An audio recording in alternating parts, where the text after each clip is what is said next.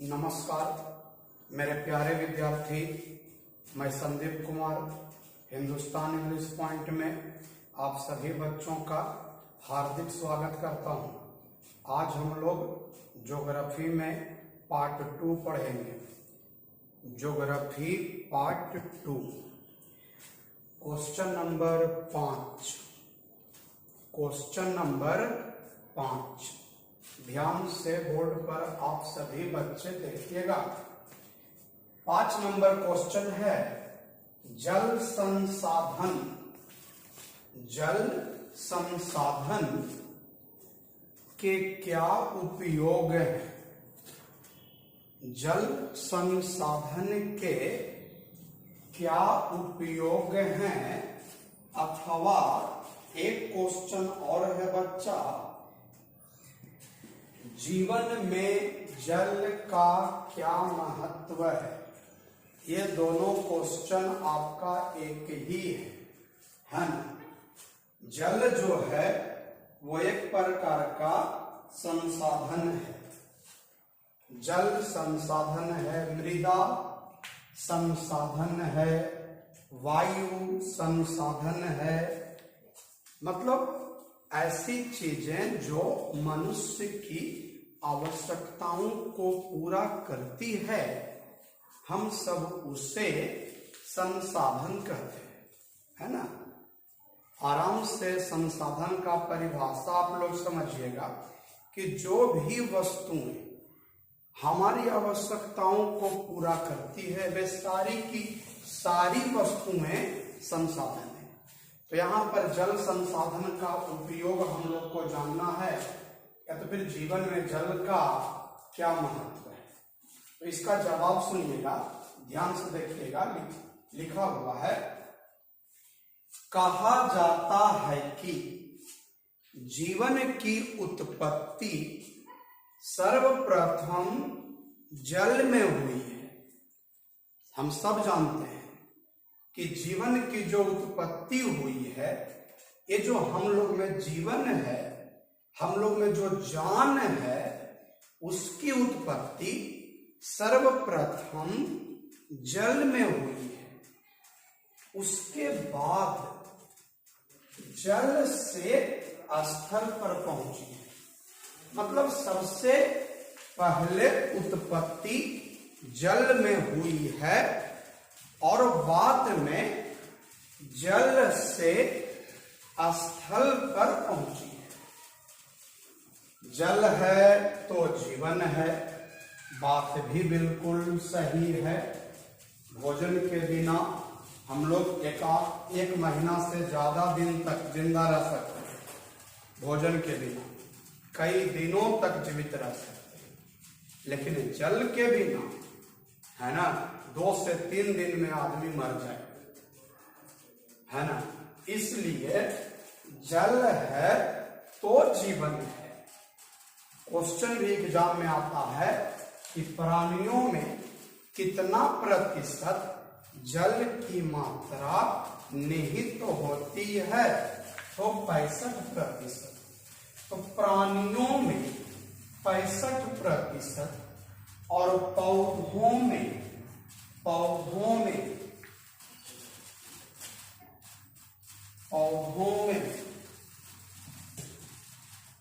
ध्यान से देखिएगा, मेरे यहां पर लिखा है पौधों में, है ना, 65 से 99%, प्राणियों में 65% और पौधों में 65 से 99% जल का अंश मौजूद रहता है। एक बार फिर से इतना पढ़ते हैं। कहा जाता है कि जीवन की उत्पत्ति सर्वप्रथम जल में हुई है और बाद में जल से स्थल पर पहुंची। जल है तो जीवन है। प्राणियों में 65% और पौधों में 65 से 99% जल का अंश मौजूद रहता है। अब आगे बढ़ते हैं। फसलों तथा जीव जंतुओं का अस्तित्व। फसल समझ रहे हैं, जीव जंतु भी आप लोग समझ रहे हैं, उसका जो अस्तित्व है जल पर है। फसलों तथा जीव जंतुओं का अस्तित्व जल पर है। फसलों तथा जीव जंतुओं का अस्तित्व जल पर है। कल कारखानों, औद्योगिक नगरों, कल कारखाना समझ रहे हैं, औद्योगिक नगरों तथा मानव बस्तियों जिसमें मानव रहता है ना, में जल की आपूर्ति आवश्यक है। मतलब जल के बिना न तो कल कारखाना चल सकता है, ना ही औद्योगिक नगरों का विकास हो सकता है, ना ही मानव बस्तियों में जीवन कायम रह सकती है ना। तो कल कारखानों, औद्योगिक नगरों तथा मानव बस्तियों में जल की आपूर्ति आवश्यक है। अब देखिए जल से हम लोग करते क्या क्या है। तो जल से विद्युत उत्पन्न किया जाता है। सब जान रहे हैं ये बात को भाई कि जल से विद्युत उत्पन्न किया जाता है। जलीय क्षेत्रों से यातायात का काम लिया जाता है। विद्युत उत्पन्न किया जाता है, यातायात का काम लिया जाता है। फिर जलाशयों से तालाब, पोखर, झरना, झील, जलाशयों से सिंचाई की जाती है। बड़े बड़े उद्योगों में जल का उपयोग किया जाता है। जल से मत्स्य मतलब मछली की प्राप्ति की जाती है ना।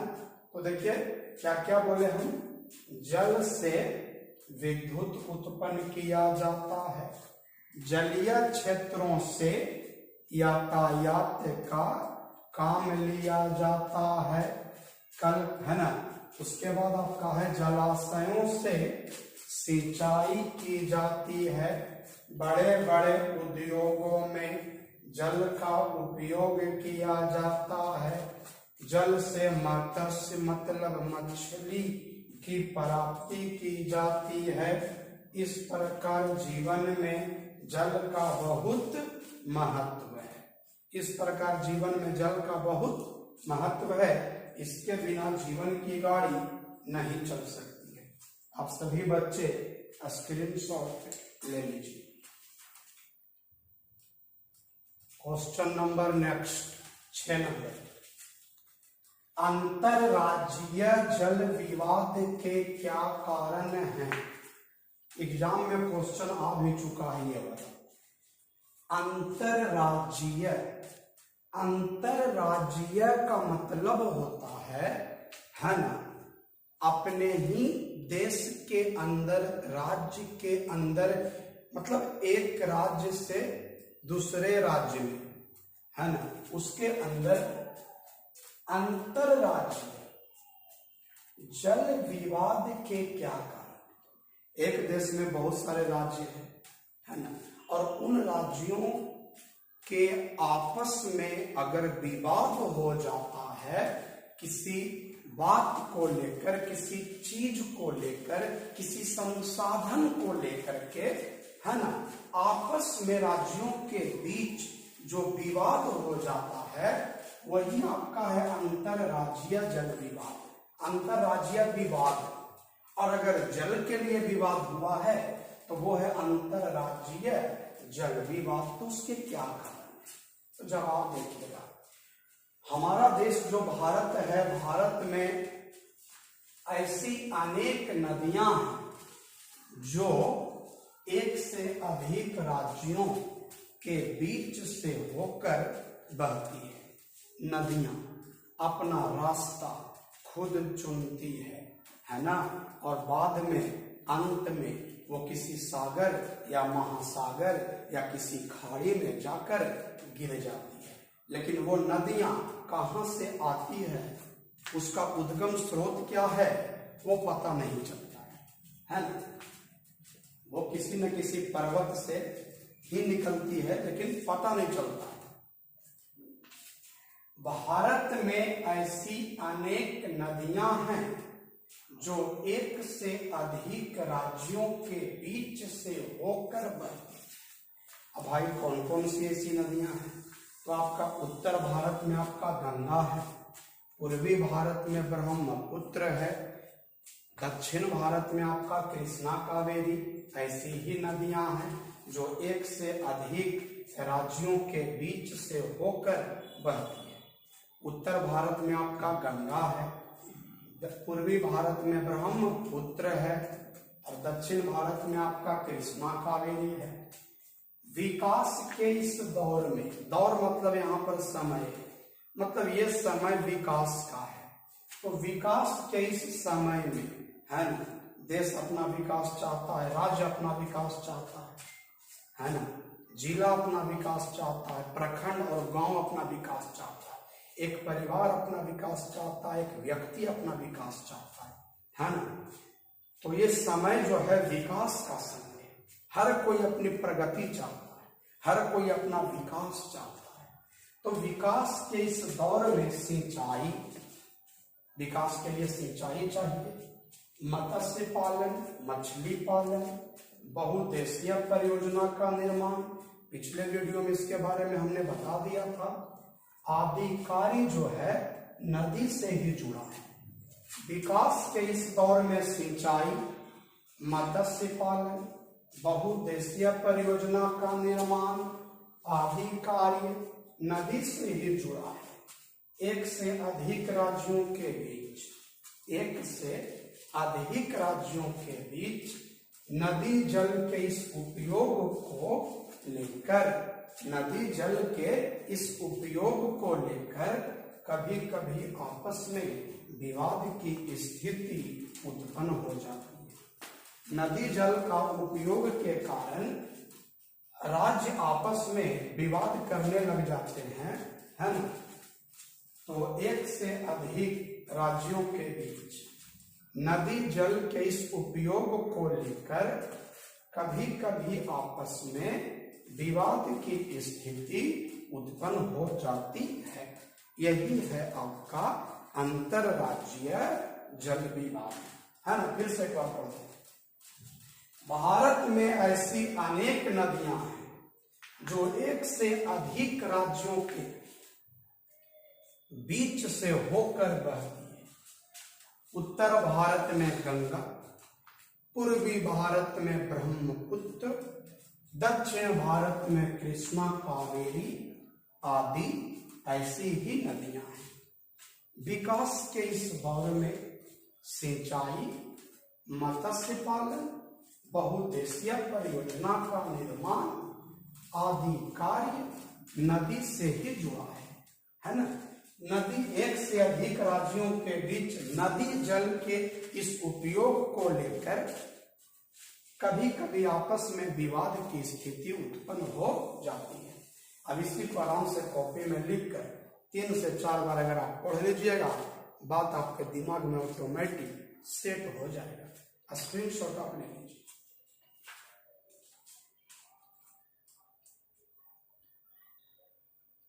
क्वेश्चन नंबर 7, जल संकट क्या है?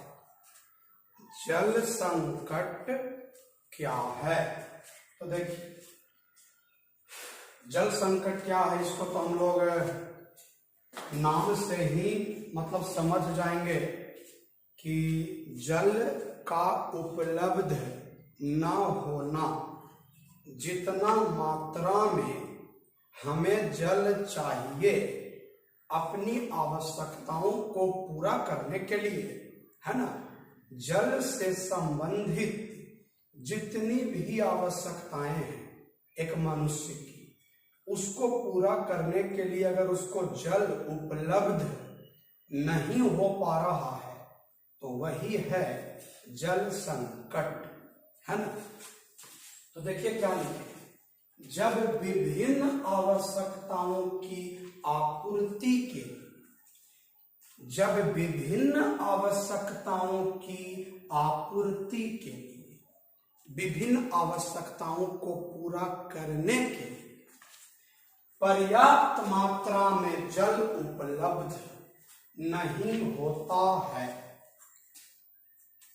पर्याप्त मात्रा में जल उपलब्ध नहीं होता है, तो इस स्थिति को ही हम लोग जल संकट कहते हैं।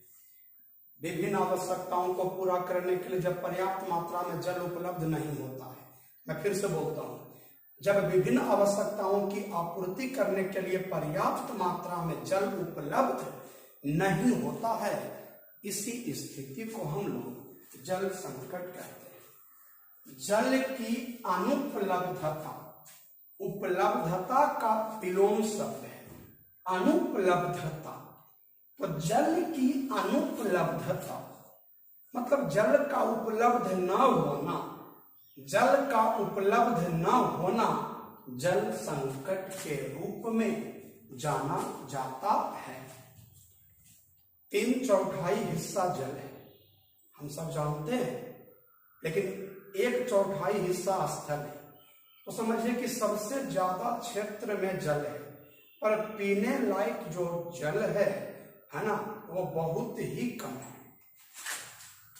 देखिए क्या लिखे, वही चीज लिखे है, पृथ्वी पर विशाल जल सागर, विशाल जल सागर होने एवं नवीकरणीय होने, पृथ्वी पर विशाल जल सागर है, सागर है, महासागर है, और नवीकरणीय होने, नवीकरणीय का मतलब हुआ ना कि अगर किसी संसाधन का हम उपयोग करते हैं, है ना, और अगर वो समाप्त होता है और पुनः बन भी जाता है तो उसी को नवीकरणीय कहते हैं। और अनवीकरणीय में अगर हम उपयोग किए और समाप्त हुआ, दोबारा बनने वाला नहीं है, तो वो अनवीकरणीय होता है। जैसे कोयला, पेट्रोलियम, ये सब ऐसा है कि अगर आप एक बार अगर आप उपयोग किए और अगर ये समाप्त हो गया तो दोबारा नहीं बनेगा, और अगर बनेगा भी तो लाखों करोड़ों वर्ष लग जाएगा, तो वो अनवीकरणीय है। लेकिन जो जल है वो नवीकरणीय है ना। तो नवीकरणीय होने के बावजूद भी जल दुर्लभता मतलब जल का नहीं मिलना एक जटिल समस्या है, यही आपका जल संकट है। हम एक बार और बोलते हैं, जब विभिन्न आवश्यकताओं की आपूर्ति के लिए पर्याप्त मात्रा में जल उपलब्ध नहीं होता है, तो इस स्थिति को जल संकट कहते हैं। जल की अनुपलब्धता जल संकट के रूप में जाना जाता है। पृथ्वी पर विशाल जल सागर होने एवं नवीकरणीय होने के बावजूद जल दुर्लभता एक जटिल समस्या है। स्क्रीनशॉट आप ले लीजिए।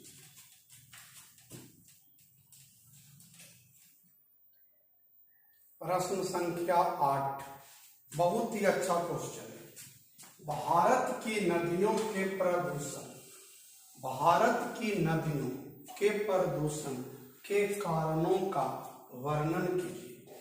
मतलब भारत की नदियां जो है वो प्रदूषित है, उसके मतलब नदियों का जो जल है वो दूषित है, गंदा है। क्या कारण है, कैसे गंदा हुआ?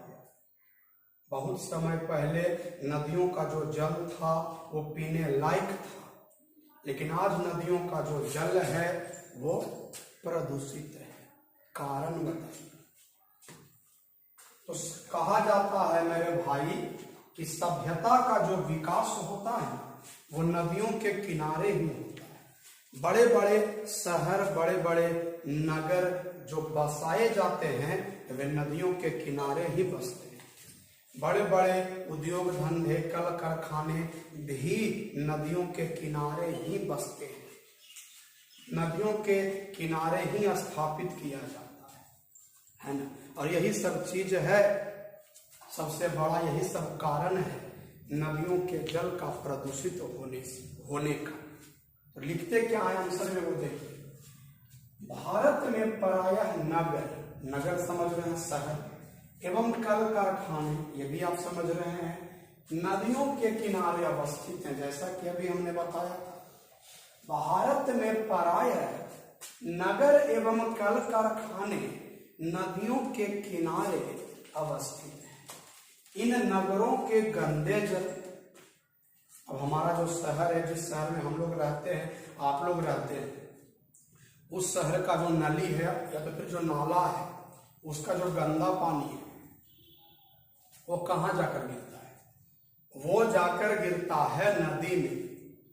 उस शहर के निकट में जो नदी है, उसी नदी में जाकर वो नली और नाला का गंदा पानी जाकर गिर जाता है।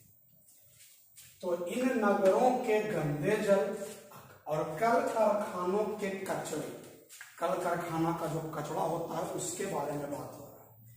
कचरे को प्रायः नदियों में ही गिरा दिया जाता है।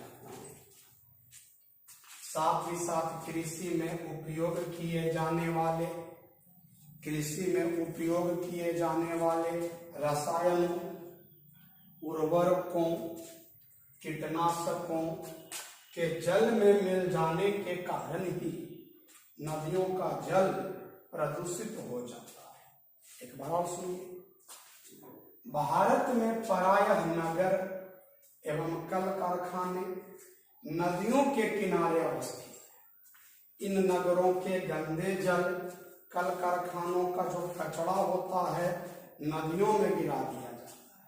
साथ ही साथ कृषि में जो उपयोग होता है, रसायन, कीटनाशक, उर्वरक, कीटनाशक, है ना, उसको अगर उसके जल में मिल जाने के कारण भी नदियों का जो जल है वो प्रदूषित हो जाता है। आप स्क्रीनशॉट ले लीजिएगा। और अब हम लोग नेक्स्ट वीडियो में मिलेंगे। तब तक के लिए नमस्कार, शुभरात्रि, जय हिंद, जय हिंदुस्तान। घर पर रहें, स्वस्थ रहें, सुरक्षित रहें। धन्यवाद।